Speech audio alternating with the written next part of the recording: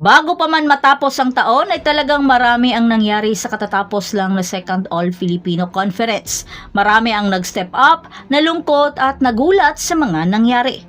Tara at ating tunghayan ang mga kaganapan. Just Volley, pa-shoutout daw si Just Volley, hello. Baka naman may pa-edit ka dyan ng mga videos. Just Volley.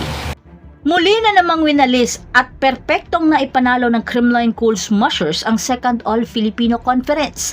At sa kauna-unahang pagkakataon, nakalaban nila ang kanilang sister club team na Chocomucho sa finals.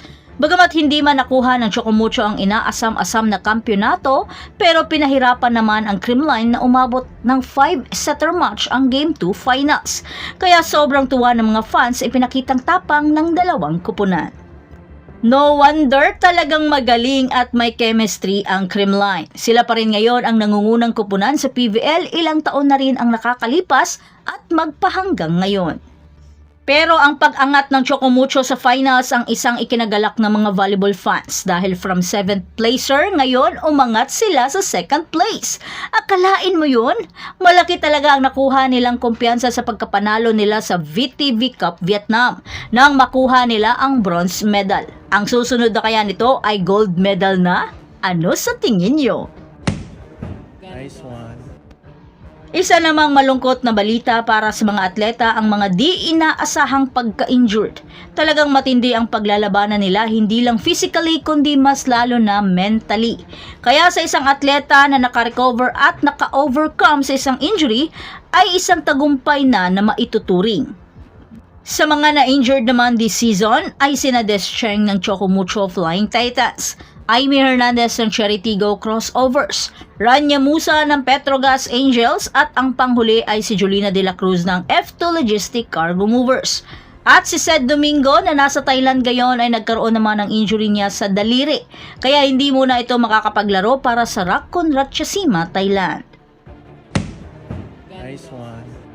Bago pa man natapos ang conference, pumutok na agad ang balita tungkol sa hindi maayos na pagpapasahod sa mga manlalaro at coaching staff ng Jerflor Defenders.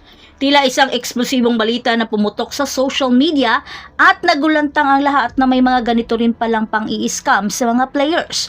At hindi na nga nakapagtimpi si Mela Tunay na dati na ring nabiktima ng ganitong modus. Isa rin si Dimdim Pacres ang nabiktima na nakagawa sa kanya ng trauma at nagkaroon ng trust issue. Pero ngayon, buti na lang at nakabalik na at nakapaglaro sa Galleries High Risers. At marami pang mga manlalaro ang mga nabiktima nito. Buti na nga lang at may good Samaritan ang sumalo sa danyos na nagawa ng scammer at inabunuhan ang mga sahod ng mga players at ng buong kupunan sa loob ng 3 buwan. Pero sa ngayon ay patuloy pa ring iniimbestigahan at kinasuhan na ang suspetsado. Nice one. Nagulantang naman ang lahat sa pagkadisband ng kupunang F2 Logistic Cargo Movers. Marami ang nagulat, even ang mismong mga players. Isa ang F2 sa maituturing na matagal na sa industriya ng sports na volleyball.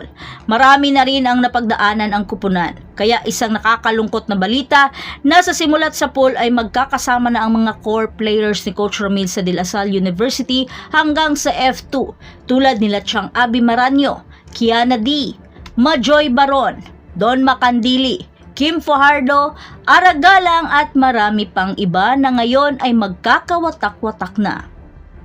Hindi naman nakapagtimpi si Chang Abi at nakapag-post na napatama sa kanilang mga bashers dahil marami nga ang nagsasabi sa karma is real daw sa mga maaangas.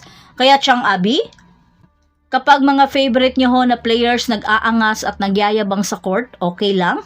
Pag kami ho, bawal. Educate yourselves too that what we do inside the court is the fruit of all the hardship we put day in and day out. So we celebrate with angst and express our emotion from creating a precious point. Sana ibigay nyo na sa amin yon. Every point counts. We value every single point we make. I just hope this valuable world heals in the future.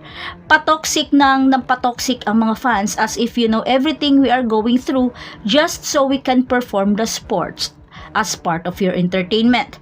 Paano na lang kaya ibang aspiring athletes na kung ganito ang culture na aabutan?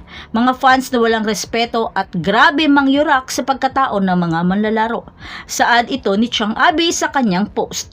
Pero dagdag ni Chang, everything starts with respect.